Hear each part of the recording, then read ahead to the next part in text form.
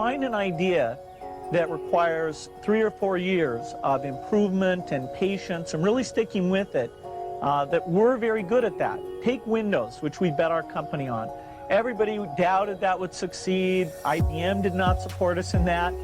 It took longer than we expected, over 4 years before finally graphical interface got popular, and now people take it for granted. It's part of every personal computer, and you just expect it to be there. That was one of the grand successes of the company. In the same way, we're betting on the internet, that our tools there will be popular, and that a few of these content plays that we've decided to get involved in, that the scale and the users will make those into great business. A lot. You've got to enjoy what you do every day. And for me, that's working with very smart people. It's working on new problems. You know, every time we think, hey, we've had a little bit of success, we're pretty careful not to dwell on it too much because the bar gets raised. A sense of design, that everything had to fit a certain aesthetic.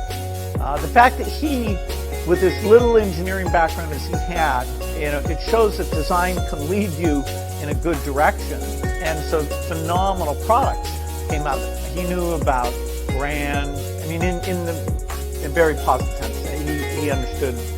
He had an intuitive sense for marketing that was amazing. I want to thank Harvard for this honor. I'll be changing my job next year, and it will be nice to finally have a college degree on my resume. I applaud the graduates for taking a much more direct route to your degrees. For my part, I'm just happy that the Crimson called me Harvard's most successful dropout. I guess that makes me valedictorian of my own special class. I did the best of everyone who failed. But I also want to be recognized as the guy who got Steve Ballmer to drop out of business school.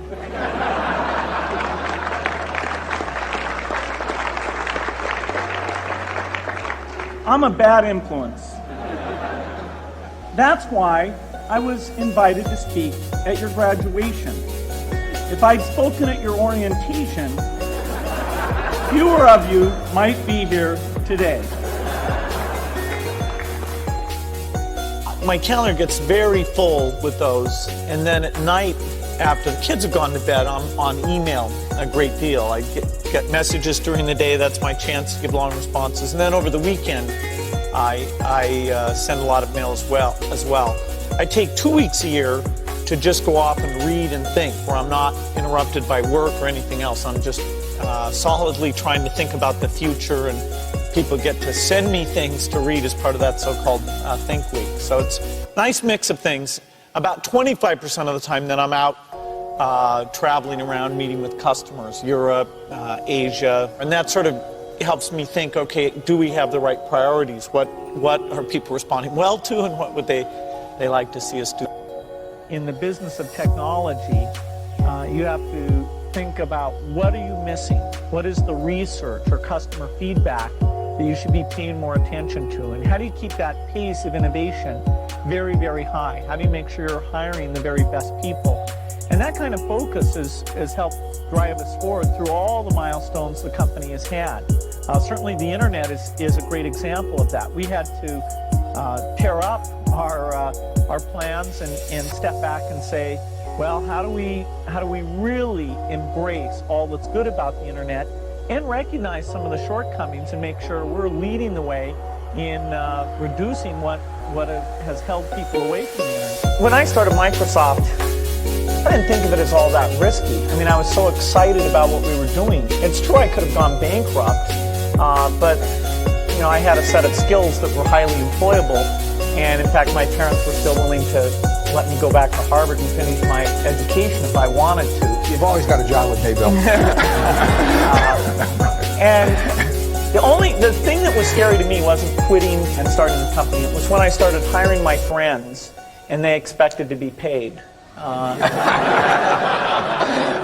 And then we had customers who went bankrupt, customers that I'd counted on to come through.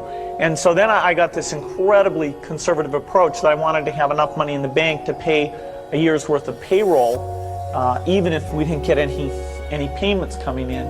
And I'm almost true to that the whole time. We have about 10 billion now, which is pretty much enough for the next year. You can't just keep doing the same old thing you were doing before. You have to take your skills and attack the new frontiers. For example, graphical interface used to be outside the operating system, and so there were many people doing those systems. Windows came out ahead there, and now it comes with the operating system. Likewise, the browser is something that Netscape looked at turning the browser into an operating system, and we looked at taking our operating system and building the browser in an integrated fashion. And so that was a good example of the kind of competition that spurs this business on.